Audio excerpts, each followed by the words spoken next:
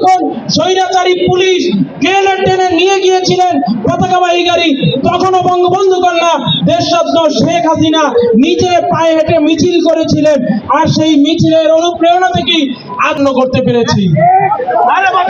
আজকে যথার্থই বলতে হয়, শোষিতের অধিকার প্রতিষ্ঠার আন্দোলন এগিয়ে নিতে রাজপথে শেখ হাসিনা মুক্তির মন্ত্রণায় সারা বাংলার মানুষকে মন্ত্রমুগ্ধ করেছিলেন বলেই আজকে বাংলাদেশের মানুষ শোষণ নিপীড়ন থেকে মুক্তি পেয়েছে।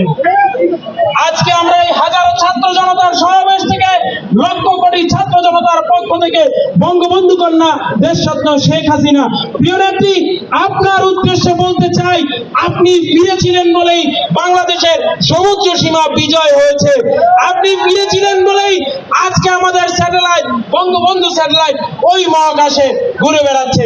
বঙ্গবন্ধু কন্যা, আপনি ফিরেছিলেন বলেই বাংলার মানুষের আরাধ্য স্বপ্ন ইলেকট্রনিক ভেহিকেলের যুগে প্রবেশের সেই চিন্তা চেতনা বাস্তবায়ন হয়েছে, আর তার বাস্তব প্রতিফলন ওই যে আমাদের পিছন থেকে ছুটে চলা মেট্রো রেল। বঙ্গবন্ধু কন্যা, আপনি সেদিন ফিরেছিলেন বলেই আজকে আমাদের দক্ষিণ পশ্চিমাঞ্চলের মানুষের আজীবনের আরাধ্য স্বপ্ন পদ্মার উপরে পদ্মা সেতু দৃশ্যমান হয়েছে।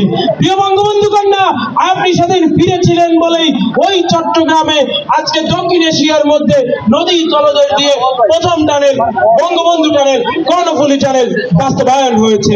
প্রিয় বঙ্গবন্ধু কন্যা, আপনি সেদিন ফিরেছিলেন বলেই আজকে আমাদের দেশে শত শত রাস্তা, শত শত আন্ডারপাস, হাজার হাজার ওভারপাস নির্মিত হয়েছে। প্রিয় বঙ্গবন্ধু কন্যা, আপনি সেদিন ফিরেছিলেন বলেই হয়তোবা দিন বদলের স্বপ্ন দেখিয়ে এদেশের মানুষের দিন বদলের একজন কান্ডারি এদেশের মানুষ খুঁজে পেয়েছিল।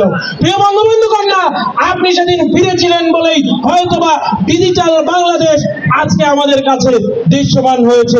প্রিয় বঙ্গবন্ধু কন্যা, আপনি নিজের জীবনকে তুচ্ছ জ্ঞান করে এদেশের জন্য, আমাদের জন্য, মানুষের জন্য, আপনার পিতার রেখে যাওয়া দুঃখী নিপীড়িত মানুষের জন্য যেই কাজ করেছেন, সেই কাজের প্রতিদান হলেও, সেই কাজের কৃতজ্ঞতা স্বরূপ হলেও আমরা তরুণ সমাজ আজকে শেখ হাসিনার 44তম স্বদেশ প্রত্যাবর্তন দিবসে আসুন চিরচিত্তে ঐক্যবদ্ধ কণ্ঠে শেখ হাসিনাকে শপথ করি, শেখ হাসিনাকে দৃঢ় প্রত্যয় ব্যক্ত করি, আমরা শেখ হাসিনার স্বপ্নের স্মার্ট বাংলাদেশ গড়ে তুলবই।